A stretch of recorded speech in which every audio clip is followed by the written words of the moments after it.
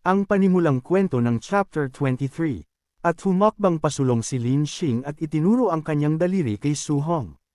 Matapang na ipinapahayag ang kanyang hangaring hamunin ito.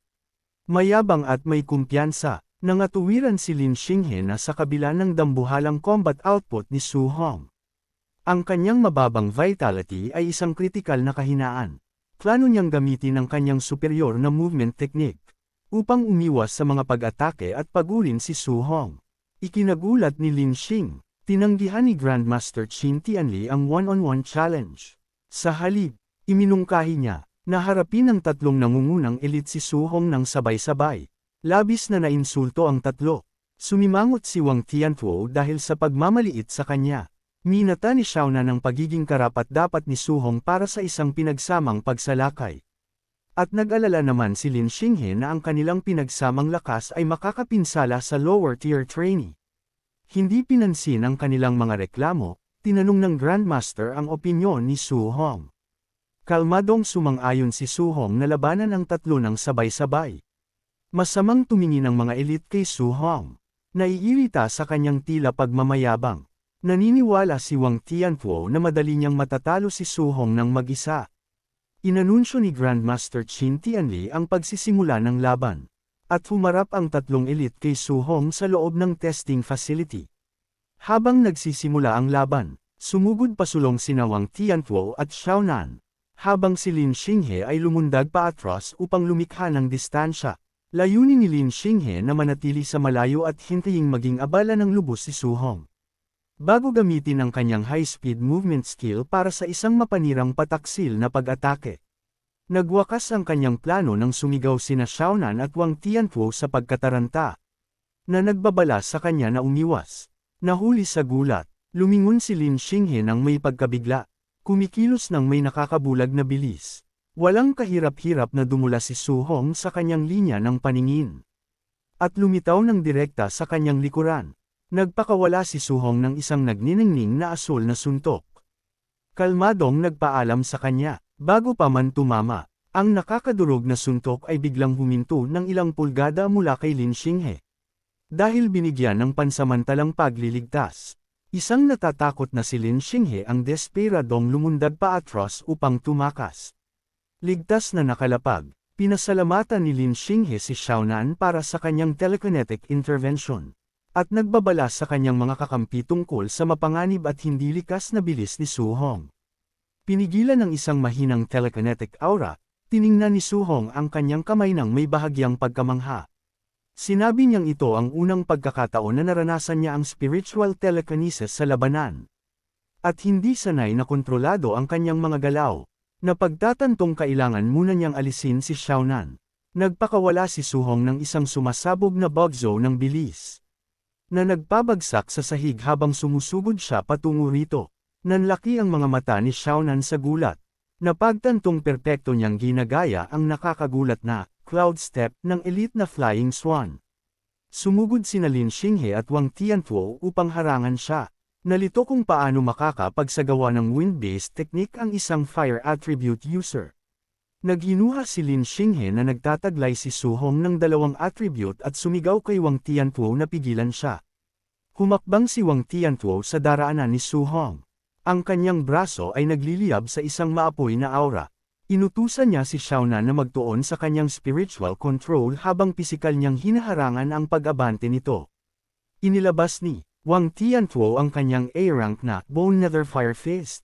Sa halip na umiwas, perpektong ginaya ni Su Hong ang pag-atake.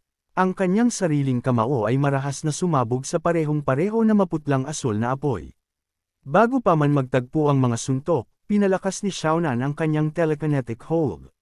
Na nagpatigil kay Su Hong sa kanyang kinaroroonan. Dahil sa matinding pressure, nagbitak ang semento sa ilalim ng kanyang mga paa. Napansin niyang ang spiritual control ay mas nakakairita kaysa sa inaasahan. Sinamantala ang pagkapako sa pwesto ni Su Hong. Lumundag si Lin Xinghe at nagpakawala ng isang mabagsik na sipa na nakatutok sa ulo nito. Habang nagmamasid mula sa gilid, si Su Hong ay nasa isang estado ng pagkabigla. Inisip ni Grandmaster Qin Tianli na baka masyadong maaga para hayaan si Su Hong na labanan ang tatlo. Kinilala niya na ang pagtakas mula sa crowd control ng isang spirit master ay nangangailangan ng alinman sa napakalakas na pisikal na lakas o pagkontra sa espiritual na kapangyarihan. Sa kabila ng matinding pinagsamang pag-atake at telekinetic hold, isang may kumpiyansang ngiti ang sumilay sa mukha ni Su Hong. Sinabi ng Grandmaster nang may gulat na tila hindi man lang siya natataranta. Eksakto nang tatama na ang mga pag-atake. Nagpakawala si Su Hong ng isang dambuhalang bugzo ng brute strength, na nagpabasag sa telekinetic bind. Ang marahas na backlash ay naging sanhi ng pag-ubo ni Xiaonan ng dugo. At nawalan siya ng espiritual na kontrol. Ngayong malaya na, walang kahirap-hirap niyang hinarang ang kanilang mga pag-atake, na lumikha ng isang shockwave. Ang mga nanunood na nagsasanay ay sumabog sa kawalan ng paniniwala. Dahil natatakot na winasak ni Su Hong ang telekinesis ni Xiaonan at hinarang ang mga elite gamit lamang ang purong pisikal na lakas. Inihalin tulad nila siya sa isang mabangis na halimaw. Sa isang malupit na galaw, binaluktot ni Su Hong ang mga braso na kanyang hawak, na lubos na nagpawalang balanse kina Lin Xinghe at Wang Tiantuo. Dahil nahuli sa gulat ng napakalakas na puwersa, nagpanik si Lin Xinghe at nagmura si Wang Tiantuo. Napagtantong nasa awa sila ng lubusan ni Su Hong. Si Su Hong ay nasa estado na ngayon ng pagkabigla, habang ginagamit ang kanyang dambuhalang lakas. Binuhat ni Su Hong ang dalawang elite at pinaikot sila ng mabilis sa hangin na parang mga basahan. Habang nagliliyab ang mga mata sa matinding bagsik, itinigil ni Su Hong ang kanyang pag-ikot at walang habas na ibinagsak ang mukha ng dalawang elite sa semento. Ang napakalakas na impact ay nagwasak sa sahig. Ang mukha ni Wang Tiantuo ay bumaon sa mga guho habang si Lin Xinghe ay umubo ng dugo dahil sa matinding pagkagulat. Pinanood ng mga nagsasanay nang may pangangilabot ang malalakas na kalabog na umalangaw-ngaw sa pasilidad. Ipinapakita ang nakakatakot na pagiging mabagsik. Paulit-ulit na binuhat at ibinagsak ni Su Hong ang dalawang elite sa sirang sahig sa isang walang tigil na galaw. Nang sa wakas ay bitawan ni Su Hong ang kanyang pagkakahawak. Ang mga dating ipinagmamalaking elite ay nakahandusay na at hindi na gumagalaw, matapos mawala ng malay mula sa malupit na bugbugan. Nakatayo ng matayog sa gitna ng namamayapang alikabok. Lubusan niyang nadaig ang laban. Habang naglalabas pa rin ang matinding aura ng pakikipaglaban, itinuon ni Su Hong ang isang matalim na titig sa kanyang huling natitirang kalaban. Nang matagpuan ang kanyang nakakatakot na tingin, nawalan na ng anumang pagnanais na lumaban si Xiaonan. Nanginginig, itinaas niya ang kanyang mga kamay at umatras. Malakas na sumusuko at nagmamakaawang huwag na siyang lalapit. Ang mga nanunood na nagsasanay ay sumabog sa isang kaguluhan ng pagkamangha. Namangha sila na si Su Hong ay mag-isang nagdurog sa pinakamalakas na trio ng kampo, na nagpapatibay sa kanyang katayuan bilang isang walang katulad na halimaw. Sa pagpapatahimik sa kaguluhan, humakbang pasulong si Grandmaster Qin Tianli. Itinanong niya kung may nangahaspang hamanin si Su Hong. At idineklara na kung wala, ang binata ang kukuha ng unang pwesto. Ang mga nagsasanay ay halos magkada-padapa sa pagmamadaling sumuko. Sa takot na matikman ang parehong malupit na kapalaran, nagkaisa sila sa pagsabing si Su Hong ang hindi matatawarang numero 1. At inaming ang tanga lamang ang hahamon sa kanya ngayon. Dahil wala nang tumutol, idineklara ng Grandmaster si Su Hong bilang panalo. Inutusan niya pagkatapos si Instructor Lin Zi na ayusin ang mga natitirang laban upang matukoy ang mga sumunod na ranggo. Bilang pagkilala sa kanyang napakalaking tagumpay, inutusan ni Grandmaster Qin Tianli si Su Hong na sumunod sa kanya upang kunin ang kanyang grand prize at pumili ng bagong A-rank martial art. Isang masayang ngiti ang sumilay sa mukha ni Su Hong.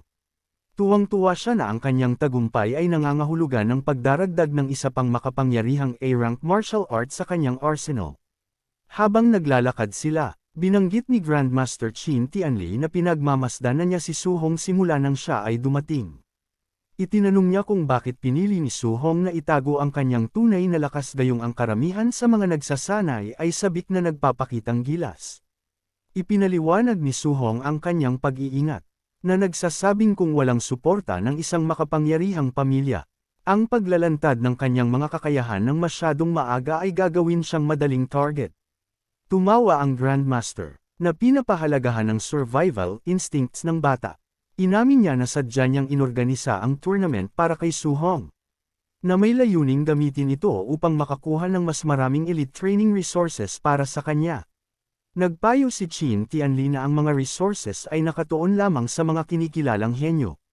Tiniyak niya kay Su Hong na hindi na niya kailangang itago ang kanyang kapangyarihan, at inalok siya ng kanyang personal na proteksyon. Nagpapasalamat sa suporta, pinasalamatan ni Su Hong ang Grandmaster. Hindi nagtagal ay, nakarating sila sa Martial Art Pavilion. Sa loob, ang nagulat na receptionist ay tumayo ng matuwid nang utusan siya ng Grandmaster na ilabas ang master list ng mga martial arts. Habang sinusuri ang katalog, sinabihan ni Qin Tianli si Su Hong na magtanong kung kailangan niya ng paglilinaw. Sinamantala ang ekspertong gabay, itinanong ni Su Hong kung anong uri ng martial art ang pinakaangkop sa kanyang pag-unlad. Bago magpayo, tinanong ng Grandmaster si Su Hong na ilista ang kanyang kasalukuyang mga martial arts. Kaswal na inilista ni Su Hong ang Bone Nether Fire Fist, Flying Swan Startling Cloud Step, Cloud Hiding Gale Feast, at Void Breaking Finger, at binanggit na ang kanyang ibang mga kasanayan ay mas mababa ang ranggo. Humigpit ang ekspresyon ng Grandmaster, at itinuro na ang Flying Swan at Cloud Hiding na mga teknika ay wala sa kanilang inventaryo. Hindi makapaniwalang itinanong niya kung tunay na natutunan lang ba ng bata ang mga iyon sa pamamagitan lamang ng panunood kay Lin Xinghe ng isang beses. Nang kaswal na kumpirmahin ni Su Hong, isang patak ng pawis ang dumaloy sa mukha ng Grandmaster. Habang nakatitig sa gitna ng tulalang katahimikan, pinagtibay niya sa kanyang sarili sa loob-loob na si Su Hong ay isang ganap na halimaw. At dito nagtatapos ang Chapter 23.